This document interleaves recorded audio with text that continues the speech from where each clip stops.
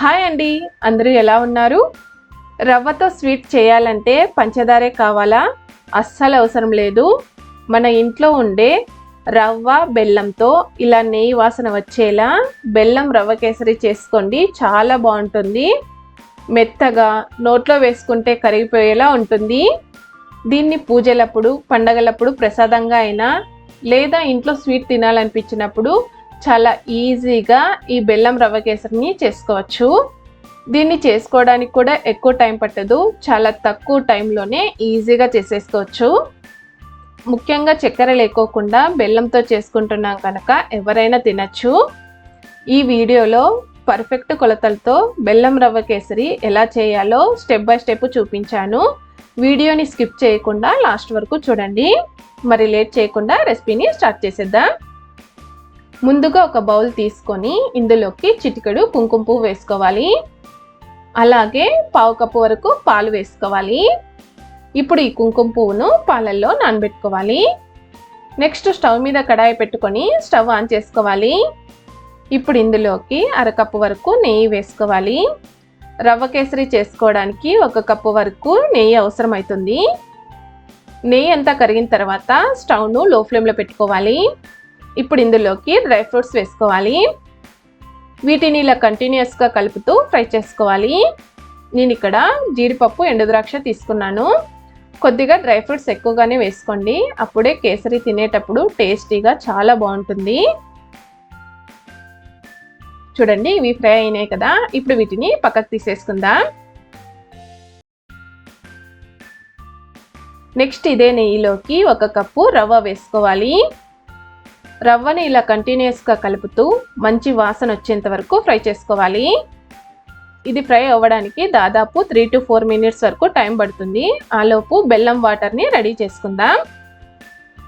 ఇప్పుడు గిన్నెలో 1 కప్పు వరకు బెల్లం పొడి వేసుకోవాలి. మనం ఏ కప్పుతో అయితే రవ్వ తీసుకున్నామో అదే కప్పుతో బెల్లం పొడి వేసుకోవాలి. ఇప్పుడు ఇందులోకి 3 కప్పుల నీళ్లు వేసుకోవాలి. ఇప్పుడు స్టవ్ ఆన్ చేసుకొని బెల్లం అంతా కరిగించుకోవాలి.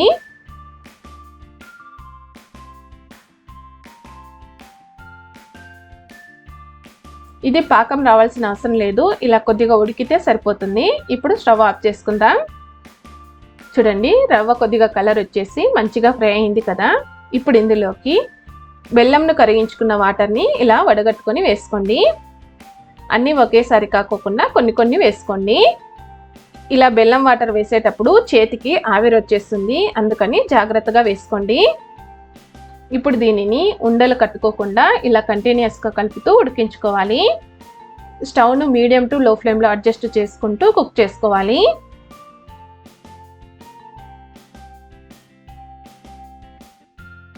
చూడండి, ఇదంతా దగ్గర పడింది కదా. ఇప్పుడు ఇందులోకి పాలల్లో నానబెట్టుకున్న కుంకుమ పువ్వు వేసేసుకోవాలి. ఇది వేసుకోవడం వల్ల కేసరికి మంచి కలర్ వస్తుంది.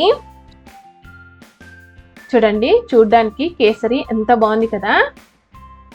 ఇలా అంతా దగ్గర పడిన తర్వాత ఇప్పుడు ఇందులోకి కొద్దిగా నెయ్యి వేసుకుంటూ బాగా కలుపుకోవాలి.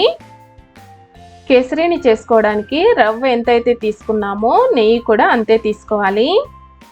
ముందే అరకప్పు నెయ్యి వేసుకోవాలి. తర్వాత ఇలా కొద్దిగా వేసుకుంటూ కుక్ చేసుకోవాలి. అప్పుడే కేసరి అనేది సాఫ్ట్గా చాలా బాగుంటుంది.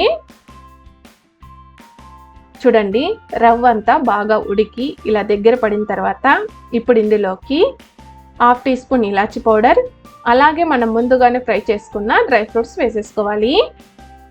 ఇప్పుడు వీటన్నిటిని కూడా బాగా కలుపుకోవాలి.